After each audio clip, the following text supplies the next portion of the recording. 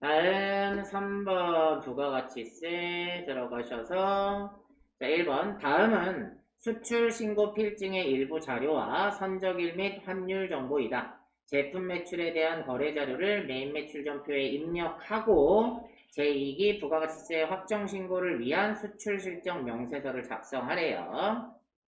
자, 그러면 메인 매출 전표 먼저 들어갈게요. 메인 매출 전표 들어가셔서 자, 우리는 무슨 날 기준으로 입력을 하죠? 선적일 기준이죠. 자, 그래서 날짜는 선적일 12월 15일입니다. 15일. 직접 수출한 거니까 매출의 수출 16번을 선택하시면 되고요. 자, 품목은 거기 나와 있는 대로 쓸 거예요. AD, AS, A1번. 다음 수량은 밑에 나와 있죠. 150개라고 써 있고요. 단가가 300달러 US 달러예요. 그죠? 그러면 300달러 선적일 당시 환율이 얼마인 거예요? 선적일은 12월 15일이었으니까 1210원이요. 그러면 단가가 36만 3천원이 되는 거예요. 자, 엔터 치면은 5,445만원이 나오고, 거래처는 GA라는 회사네요. GA.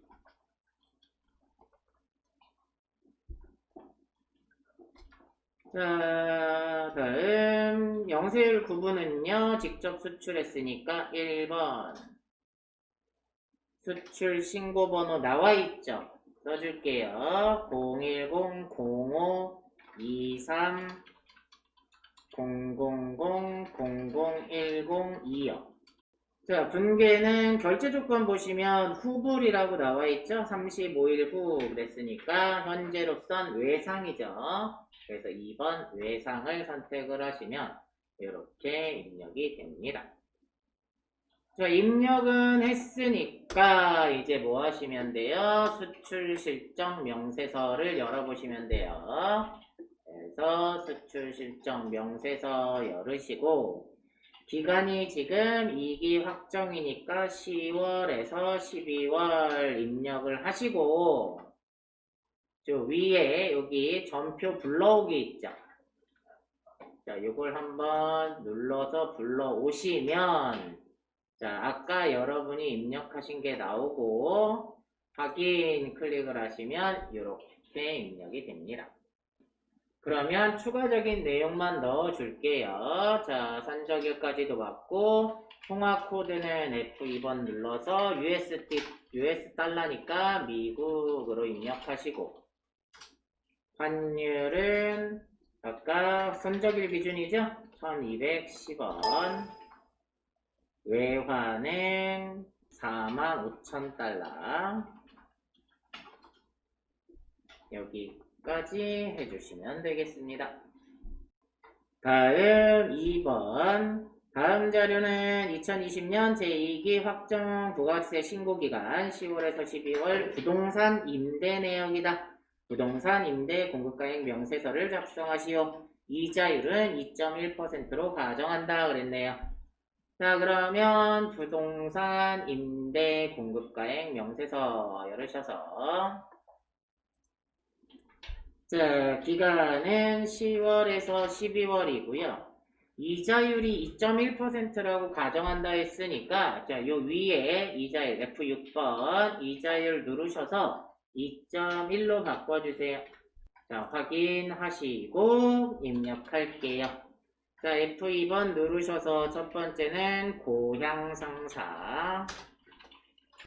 자, 이 동은 없고요. 1층 102호가 되겠네요. 자, 면적은 88제곱, 용도는 사무실, 임대기간은 2018년 11월 0일부터 2018년 11월 01일부터 2020년 10월 31일, 보증금은 1,000만원, 월세는 100만원이고 관리비가 10만원이 있네요. 이대로 입력하시고 이번 과세 기간 동안에 갱신이 이루어졌으니까 갱신일, 그래서 2022년 10월 31일까지 보증금은 2000이고요. 월세가 150, 관리비가 15만원 이렇게 입력하시고, 다음 대형도 있네요. 주식회사 대형. 얘는 2층 201호고요. 면적은 88제곱 사무실이요. 임대기간은 2020년 12월 01일부터 2022년 11월 30까지. 보증금은 1,500, 월세가 200, 관리비가 15만원이네요. 이렇게까지 입력을 해주시면 됩니다. 다음은 결산이네요. 자, 결산 1번부터 볼까요? 1번은 부가세 정리하라는 거니까 수동이고요. 2번은 장기대여금에 대한 환율 차를 계산하는 거니까 얘도 수동. 3번은 매도가능증권 평가에 대한 내용이니까 얘도 수동이요. 4번 법인세 자동이고요. 5번의 잉여금 처분 계산서는 별도로 작성을 해야 되겠네요. 자, 그럼 수동부터 갈게요. 회계관리에 일반점 표입력 들어가셔서 날짜는 12월 31일자로. 자, 1번 다음 자료를 이용하여 12월 31일 부가세 대급금과 부가세 예수금을 정리하는 분계를 입력하시오. 제2기 부가가치세 예정신고 시 예정신고와 관련된 부가가치세 대급금과 부가세 예수금에 대한 회계 처리는 적절하게 이루어진 것으로 가정한다. 납부세액은 미지급세금으로 계상하고 환급세액은 미수금으로 계상하되 거래처는 입력하지 말 것 그랬네요. 자, 부가세 대급금 정리해야 되니까 대변으로 부가세 대급금을 얼마? 1,800을 정리하시고,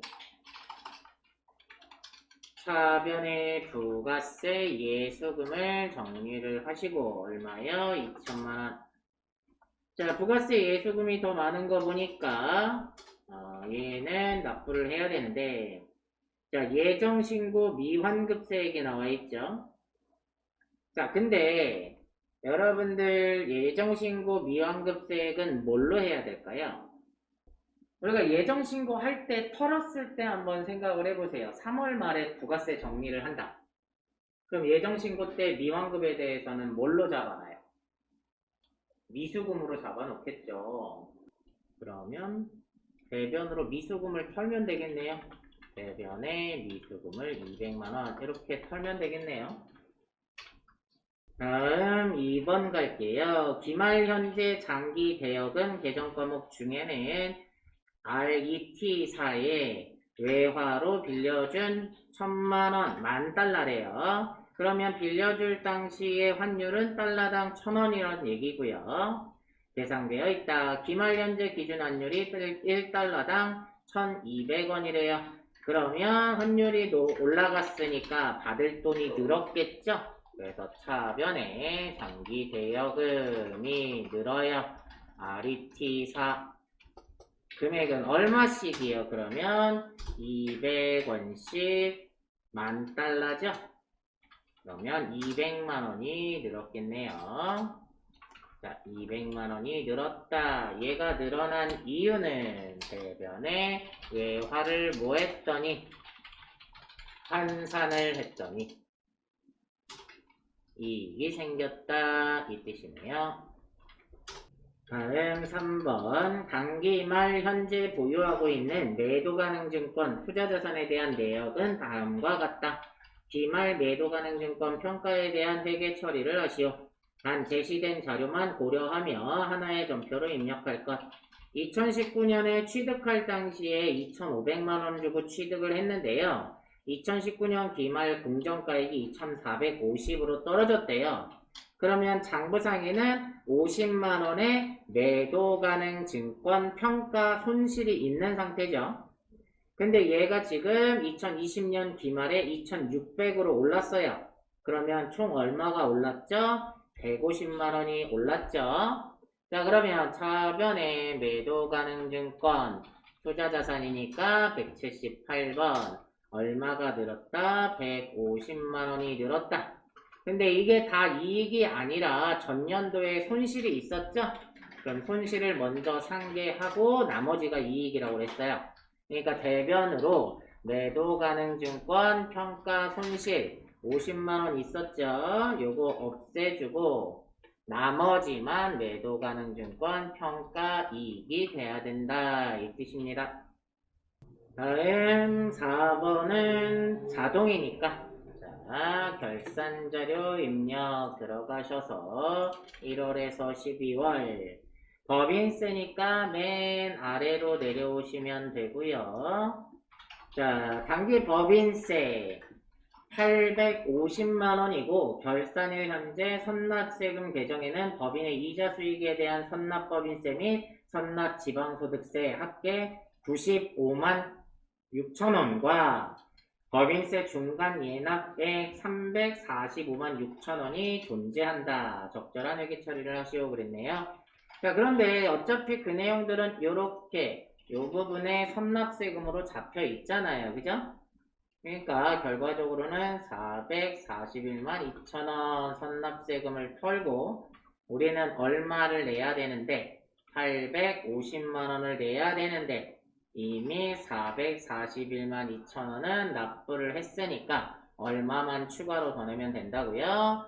408만 8천원만 더 내면 여기 추가 계상액에 써 넣으시면 여기 법인세가 850만원으로 맞춰지게 되죠.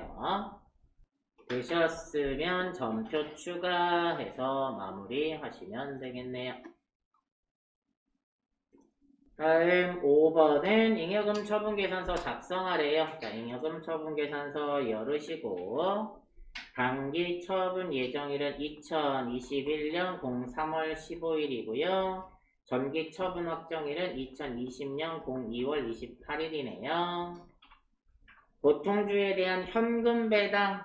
자, 현금 배당은 여기 미지급 배당금 옆에다가 2천만원 쓰시고 주식 배당도 여기 주식 배당, 미교부 주식 배당금 옆에다가 2천만원 쓰시고 이익준비금은 현금 배당액의 10% 너무 친절하게 알려줬네요. 그러면 이익준비금에 200만원 사업확장 적립금으로 500만원이래요. 여기다가 500만원 써주시고 자, 입력 다 끝났으니까 점표 추가해 주셔야 됩니다.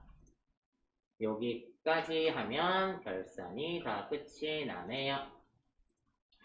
자, 5번은 자, 원천징수 관련된 것들. 자, 1번 사원 코드 150번인 사원 김채고 사무직 배우자와 부양가족은 없음. 2020년 3월 31일에 퇴사하였대요. 김채고 사원은 퇴사일에 3월분 급여를 받았고 이에 대한 자료는 아래와 같다. 퇴사와 관련된 급여자를 입력하고 중도 퇴사에 대한 연말정산을 실행하여 2020년 4월 10일에 신고해야 할 원천징수 이행상황 신고서를 작성하시오. 그 외에 다른 사원은 없는 것으로 한대요. 자, 그러면 일단 중도 퇴사자가 나오게 되면 퇴사하는 달에 연말정산을 해줘야 돼요. 그래서 일단 원천징수에 들어가셔서 사원 등록 김최고 사원에 여기 퇴사일을 입력을 해줘야 됩니다. 퇴사일. 그래서 2020년 03월 31일. 자, 여기까지 입력을 해 주셔야지 얘가 퇴사가 됐다고 여기 뜨고요. 여기. 그렇게 하고 급여 자료를 입력을 하면 자동으로 연말정산하는 창이 뜨게 돼 있어요. 자, 그래서 요걸 입력을 안 하시면 퇴사 연월일을 입력을 안 하시면 연말정산 창이 안 뜹니다. 자, 그래서 지금 여기에는 입력하라는 얘기가 없으니까 여러분이 기억을 좀 하셔야겠네요. 자, 입력하셨으면 급여자료 입력할게요.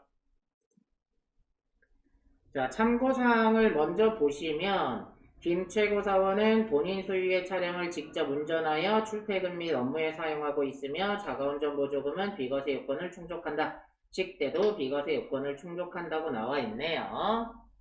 자, 그럼 수당공제 들어가셔서 기본급 있고요. 상여가 없네요. 상여 있네요. 상여. 직책수당이 없고요.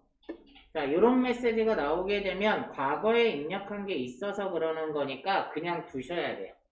그리고 실제로 이 문제에서는 사용하지 않는 건 불호한다 이런 얘기가 안 나와 있죠?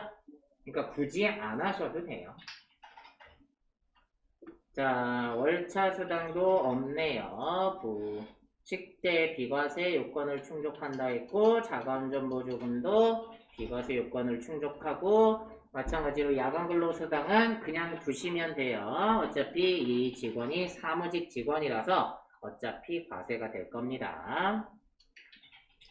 나머지 공제사항은 없으니까 이대로 두시고 확인하신 다음에 3월 31일 자, 김최고 사원의 급여 자료를 입력을 하세요.